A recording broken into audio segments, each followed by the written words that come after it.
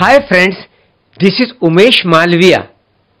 जी हाँ, मेरा नाम उमेश मालवीय है और मैं यूसीएमबी मीडिया का एडिटर इन चीफ हूँ। यादों का सफर इस एपिसोड में मैं आज बॉलीवुड और शो जगत के डिस्को किंग बप्पी लाहिरी जी से अपनी मुलाकातों की यादें शेयर करना चाहूंगा। बप्पी लाहिरी एक बेहतरीन संगीतकार तो हैं ही, इसके अलावा एक अच्छे म्यूजिक कंपोजर, सिंगर, एक्टर और फिल्म निर्माता भी हैं। यानी एक वर्सेटाइल पर्सनालिटी के धनी बप्पी लाहिरी जी बॉलीवुड की शान है। इसीलिए आज सभी ने सम्मान से बप्पी दा के नाम से संबोधित करते हैं।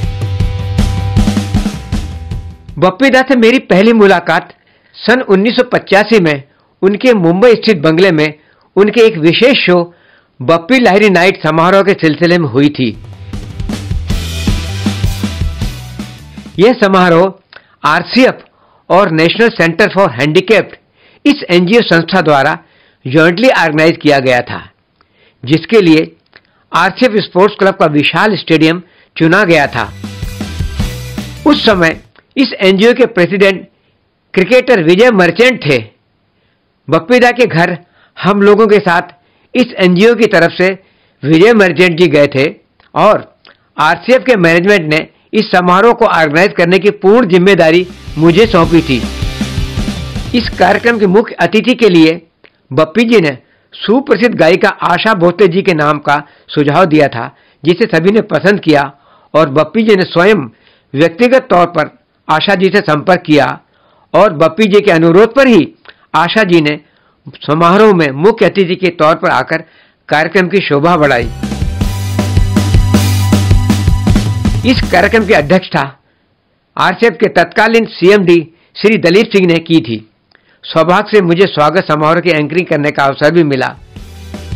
इस समारोह में कई मेहमान फिल्मी सितारों ने शिरकत की थी। प्रदीप कुमार, जयराज, विजय अरोरा, अमोल पालेकर, उर्मिला भट्ट, शब्बीर कुमार,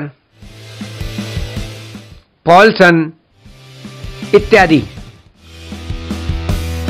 इस शो में बप्पी जी के गीतों पर डांसर एक्ट्रेस कल्पना अय्यर ने डांस कर दर्शकों को मुग्ध कर दिया था। इसमें कोई शक नहीं कि आरसीएफ टाउनशिप में स्थित विशाल स्पोर्ट्स क्लब कॉम्प्लेक्स में इस टाउनशिप के निवासियों के अलावा चेंबूर के आसपास के इलाके के लोगों के लिए बप्पी लाहिरी नाइट एक सुनहरी यादगार साबित हुई, जो इस भव्य समारोह के गवाह बने।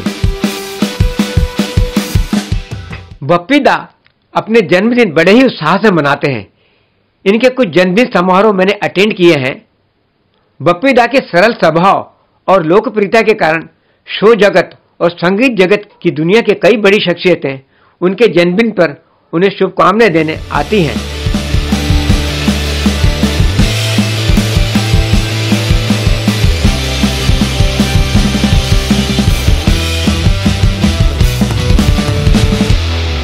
आवाज की दुनिया के जादूगर अमीन सयानी जी से भी मेरी मुलाकात बप्पी जी की एक बर्थडे पार्टी में हुई थी।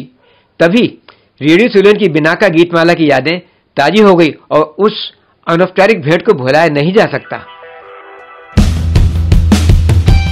बप्पी दा ने 1985 से लेकर 1991 तक lions club Chembur west Mumbai के हर वार्षिक अवार्ड कार्यक्रम में अवार्ड हासिल किया। इनके साथ कई बार किशोर कुमार जी ने भी अपने हिट गानों को गाकर समा बांध दिया। 1987 के फिल्म आर्ट फेस्टिवल का जब मैं चेयरमैन था, तब इसी कार्यक्रम में बप्पी दा और किशोर कुमार जी के कुछ गीतों को जब 2018 में YouTube पर हमारी इसी यूसीएमवी चैनल पर बप्पी जी की सहमति से अपलोड किया गया, तो देश विदेश के लाखों लोगों ने उसे देखा और सैकड़ों कमेंट्स अभी भी आते रहे हैं। इस कार्यक्रम में बप्पी जी को अभिनेत्री हेमा मालिनी के हाथों बेस्ट म्यूजिक डायरेक्टर की लायंस गोल्डन ट्रॉफी प्रदान की गई थी। Best music director of the year mister Bappi Lahiri.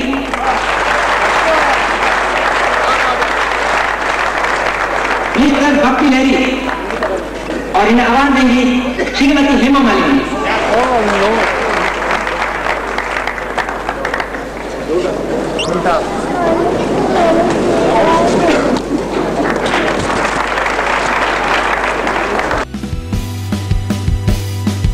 उन्नीस सौ 88 के लायंस अवार्ड फंक्शन में बप्पी जी के ऑर्केस्ट्रा के साथ फिल्म अभिनेत्री जयाप्रदा ने अपनी आवाज में अपनी ही फिल्म शराबी का एक गाना गाकर दर्शकों को अचंभित कर दिया। दिसंबर 1988 में बप्पी जी से मेरी मुलाकात कुवैत में हुई, जहां मैं कुवैत रिफाइनरी में प्रोसेस कंट्रोल इंजीनियर के तौर पर कार्यरत था। भारतीय सिने कलाकारों के संगीत और नृत्य का एक भव्य कार्यक्रम ऋषि और श्रीदेवी के साथ बप्पी लाहिरी की रात कुवैत के अंदालुस विशाल थिएटर में रखा गया था।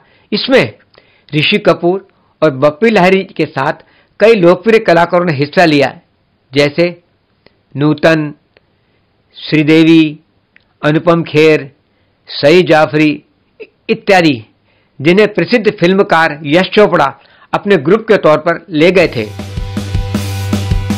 इस समारोह में श्रीदेवी और ऋषि कपूर की बेहतरीन स्टेज परफॉर्मेंस ने सात समंदर पार विदेश के दर्शकों को अपने ही देश के प्रतिभाशाली और लोकप्रिय स्टार कलाकारों के हुनर को लाइव देखा। उस संतोष को शब्दों में बयां करना बहुत मुश्किल है। बप्पी जी के ऑर्केस्ट्रा को दर्शकों ने बहुत ही पसंद किया। कुवैत के कुछ स्थानीय लोगों ने बप्पी जी का अभिनंदन करते हुए उन्हें कुछ सोवेनियर भी भेंट किए। कुवैत के हिल्टन होटल में ये सब कलाकार लोग ठहरे हुए थे।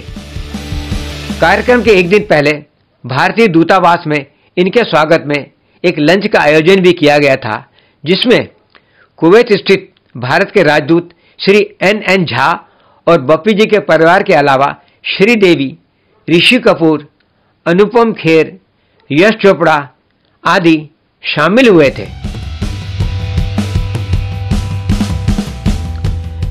कार्यक्रम के अंतिम दिन जब हम लोग बप्पी जी के परिवार के साथ कुवैत के पर्यटन स्थल की सैर को निकले तो सबने बहुत एंजॉय किया। इसके बाद कुवैत के मार्केट की एक दुकान से बप्पी जी ने यादगार के तौर पर एक अरबी पोशाक भी खरीदी। बप्पी जी के पिताजी श्री अपरेश लाहिरी जी, जिन्हें लोग आदर से बाबा कहते थे, उनके साथ मिलकर मुझे बहुत अच्छा लगा। ये खुद भी एक सुप्रसिद्ध बंगाली गायक थे। बप्पी जी से मेरी पिछली मुलाकात 27 नवंबर 2018 को उनकी बर्थडे पर मुंबई में हुई थी। इसमें फिल्म और संगीत जगत की कई मशहूर शख्सियतों ने शिरकत की थी। जितेंद्र, गोविंदा, अलका याग्निक इत्यादि।